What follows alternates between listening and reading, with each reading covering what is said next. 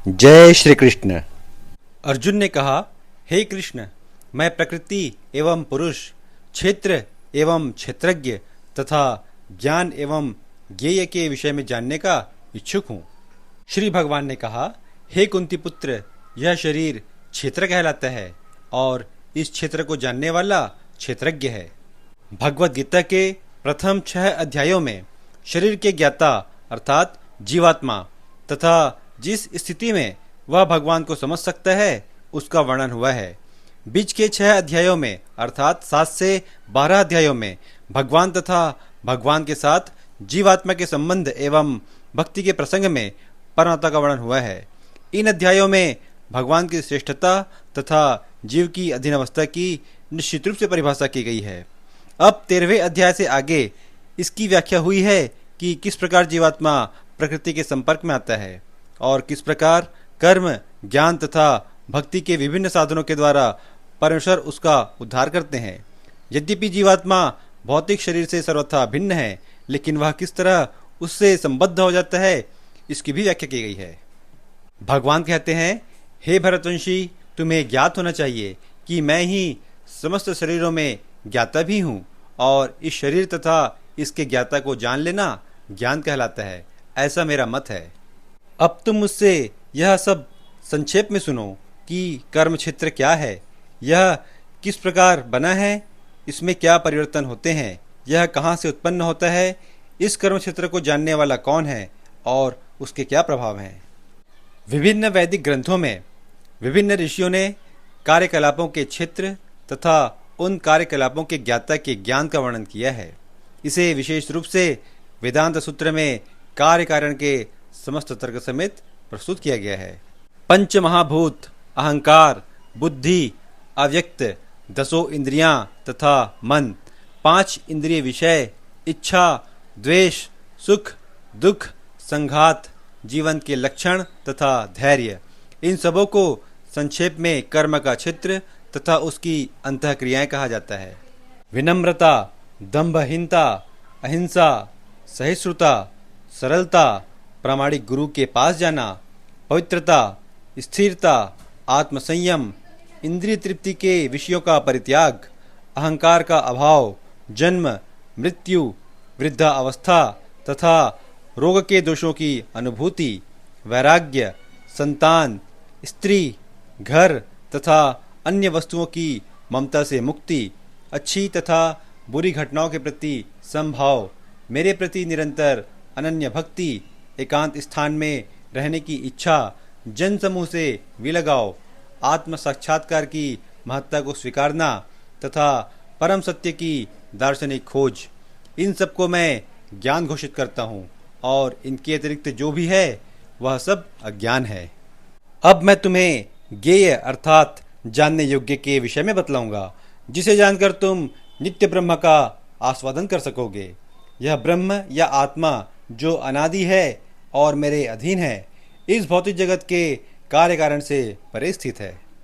उनके हाथ, पांव, आंखें, सिर तथा मुंह तथा उनके कान सर्वत्र हैं। इस प्रकार परमात्मा सभी वस्तुओं में व्याप्त होकर अवस्थित हैं। परमात्मा समस्त इंद्रियों के मूल स्रोत हैं, फिर भी वे इंद्रियों से रहित हैं। वे समस्त जीवों के पालनकर्ता होकर भी अनासक्त हैं। वे प्रकृति के गुणों से परे हैं, फिर भी वे भौतिक प्रकृति के समस्त गुणों के स्वामी हैं।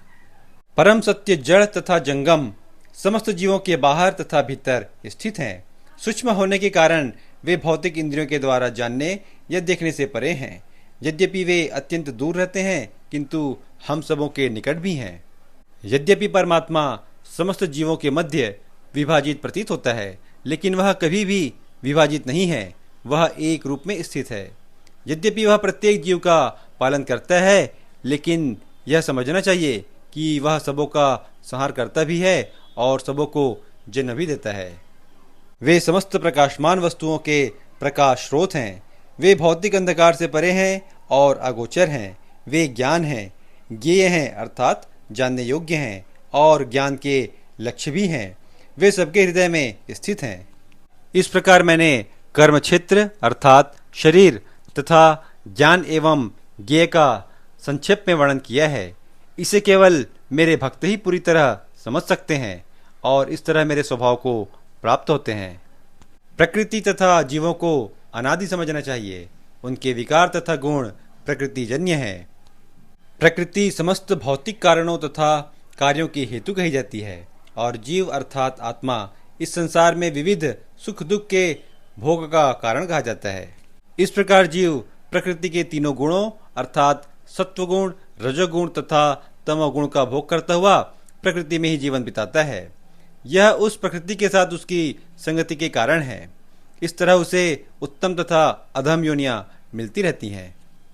तो भी इस शरीर में एक अन्य दिव्य भोक्ता है जो ईश्वर है, परम स्वामी है और साक्षी तथा अनुमति देने वाले के रूप में विद्यमान है और जो परमात्मा कहलाता है। जो व्यक्ति प्रकृति, जीव तथा प्रकृति के गुणों की अंतःक्रिया से संबंधित इस विचारधारा को समझ लेता है, उसे मुक्ति की प्राप्ति सुनिश्चित है। उसकी वर्तमान स्थिति चाहे जैसी हो, यहाँ पर उसका पुनर्जन्म नहीं होगा।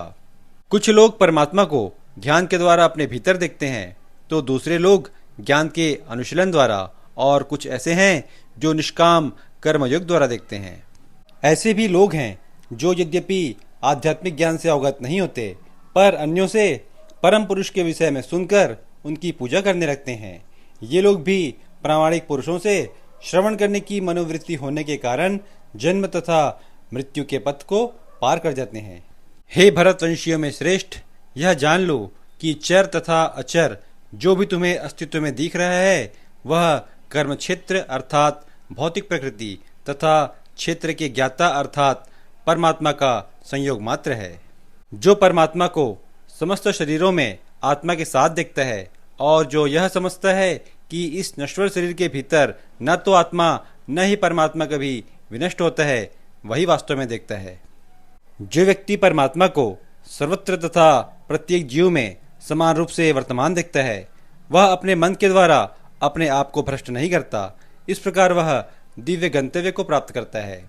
जो यह देखता है कि सारे कार्य शरीर द्वारा संपन्न किए जाते हैं जिसकी उत्पत्ति प्रकृति से हुई है, और जो यह देखता है कि आत्मा कुछ भी नहीं करता, वही यथार्थ में देखता है। जब विवेकवान व्यक्ति विभिन्न भौतिक शरीरों के कारण विभिन्न स्वरूपों को देखना बंद कर देता है और यह देखता है कि किस प्रकार से जीव सर्वत्र फैले हुए हैं, तो वह ब्रह्म बोध को प्राप्त होता है। शाश्वत दृष्टि संपन्न लोग यह देख सकते हैं कि अविनाशी आत्मा दिव्य, शाश्वत तथा गुणों से अतीत है। हे अर्जुन, भौतिक शरीर के साथ संपर्क होते हुए भी आत्मा न तो कुछ करता है और न लिप्त होता है। यद्यपि आकाश सर्वव्यापी है, किंतु अपनी सूक्ष्म प्रकृति के कारण किसी वस्तु से लिप्त नहीं होता। इसी प्रकार ब्रह्म दृष्टि में स्थित आत्मा शरीर में स्थित रहते हुए भी शरीर से लिप्त नहीं होता। हे भरत पुत्र, जिस प्रकार सूर्य अकेले इस सारे ब्रह्मांड को प्रकाशित करता है, उसी प्रकार शरीर के भीतर स्थित एक आत्मा सारे शरीर को चेतना से प्रकाशित करता है। जो लोग ज्ञान के चक्षुओं से शरीर तथा शरीर के ज्ञाता अर्थात परमात्मा के अंतर को देखते हैं और भवबंधन से मुक्ति की विधि को भी जानते हैं, उन्हें परम लक्ष्य प्राप्त होता है।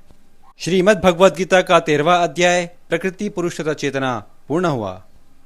गीता के श्लोकों को क्रमशः सुनने के लिए आप हमारे प्लेलिस्ट पर जा सकते हैं। राधे राधे।